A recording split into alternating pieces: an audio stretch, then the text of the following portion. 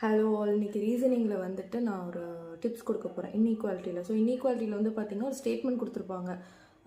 சில எலமெண்ட்ஸ்ன்றது என்னென்னா அந்த கே, ஏ, பி, எஸ் இந்த மாதிரி கொடுக்குறது, இதெல்லாம் வந்து எலமெண்ட்ஸ். ஸோ இதுக்கு நடுவில் சிம்பிள்ஸ் கொடுத்துருப்பாங்க. என்னென்ன சிம்பிள்ஸ் இருக்கும்? Greater than, less than, greater than or equal to, less than or equal to, equal to.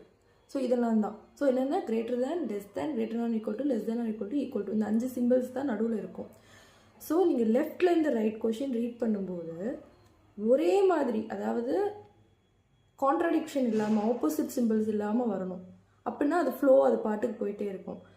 அப்போது K is less than A, A greater than L, K less than A, A greater than எல்லுன்னு இருக்குன்னு வச்சுக்கோங்களேன். இப்போ கேக்கும் எல்லுக்கும் relationship சொல்ல முடியுமா? சொல்ல முடியாது. ஏன்னா கேக்கும் ஏக்கும் நடுவில் லெஸ் தேன் இருக்குது, ஏக்கும் எல்லுக்கும் நடுவில் கிரேட்டர் தேன் இருக்குது. ஸோ இது ரெண்டுமே ஆப்போசிட் சிம்பிள்ஸ். ஸோ இங்கே லாக் ஆகிடுச்சு.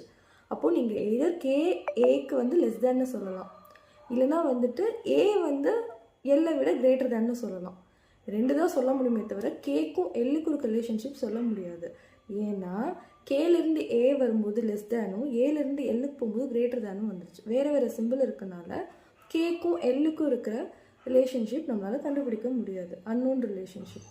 புரியுதா? இதுதான் இன்றைக்கான டிட்பிட்ஸ்.